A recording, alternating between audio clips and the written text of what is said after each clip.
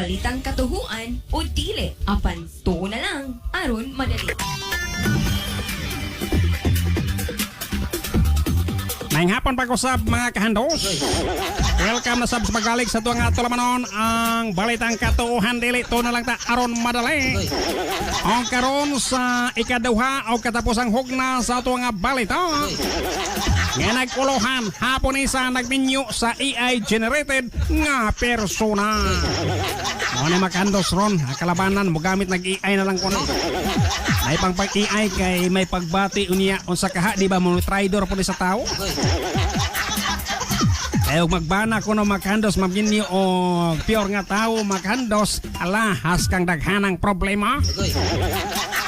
Karon arito sa tuwa nga kompletong detalye sa tuwa nga balitang katuuhan dili to na lang ta aron madali. Usa ka Haponesa ang pangalan si Yurina Noguchi ang nakadani og atensyon human siya nagpakasal sa usa ka AI generated nga persona nga ginganlan kini og Klaus nga makita lamang pinagi sa smartphone screen. Sumala sa mga report, si Klaus usa ka digital persona nga gihimo pinagi sa artificial intelligence og walay physical nga lawas o virtual lamang.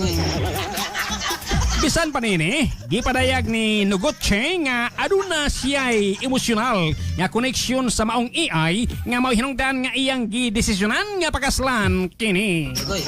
Ang maong kasal nakakuha og nakadaiyang reaksyon sa publiko, ilabi na sa social media diin adunay misuporta sa personal nga kagawasan sa desisyon sa babay samtang adunay nagduha-duha og nagpakita og kabalaka sa implikasyon sa maong relasyon tali sa tao og sa teknolohiya.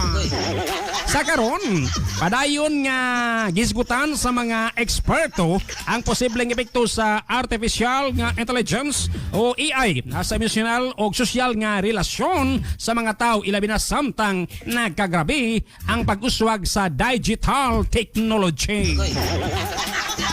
Okay, makandos, mga kadto ang ato ang balitang katuuhan dili to na lang ta aron madali. Baik po tres po nakatutok 24 oras tungod kay wala magkatulog. At ang iko, sunod Domingo pohon kay daghan pa nga mga balita nga balitang katuuhan dili to na lang ta aron madali. Nasa mo.